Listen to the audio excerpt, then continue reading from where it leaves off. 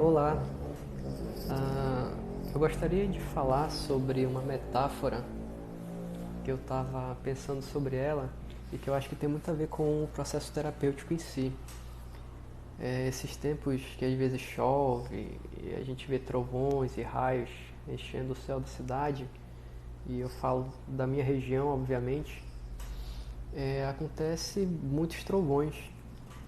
E é engraçado que eu conheço pessoas que têm medo do trovão. Quando dá o trovão, e muitas vezes os trovões até muito fortes, que a gente sente o certo tremor no chão pelo som, tem pessoas que têm muito medo, que reagem com medo intenso àquilo. Mas o engraçado de tudo isso é que o trovão não representa perigo algum. O trovão é um barulho, é um som muito forte, é uma explosão. O que representa o problema em si é o raio, é a descarga elétrica que antecede a explosão, que é o trovão. O problema não é o som do trovão, é o raio, que é a descarga elétrica que cai. Quando o raio cai, os físicos, né, enfim, eles explicam que acontece o fenômeno na atmosfera de um grande calor produzido pela descarga elétrica, ao mesmo tempo o resfriamento, né, desse ar, ocasionando uma explosão. É algo nesse sentido. Então o problema é o raio, né, não é o trovão. Na terapia tem muita gente que olha a sua vida e sente medo dos trovões, né? E não consegue perceber os raios que caem.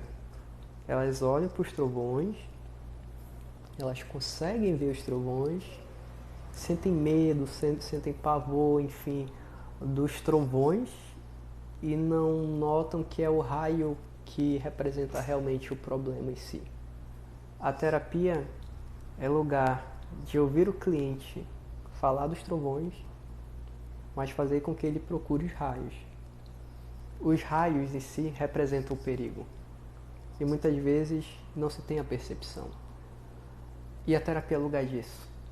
Então eu gostaria de compartilhar essa metáfora e motivar você que está ouvindo a procurar os seus raios, que não são fáceis. Raios são situações que estão muitas vezes além da nossa percepção, nós não conseguimos, por diversos fatores, perceber, e nós só conseguimos ver os efeitos deles, que são os trovões. A gente consegue ver efeitos, né, que vêm em forma de sintomas físicos e de uma série de coisas que a gente chama de ansiedade, de depressão, mas os raios, que são as contingências eliciadoras de todo comportamento ruim, muitas vezes a gente não sabe. E como eu falei aqui em raio, trovão, expansão de atmosfera e descarga elétrica, eu falei de um certo conhecimento técnico em cima disso. E assim funciona também para o comportamento humano. Às vezes a gente não consegue entender os raios porque a gente não tem o conhecimento técnico.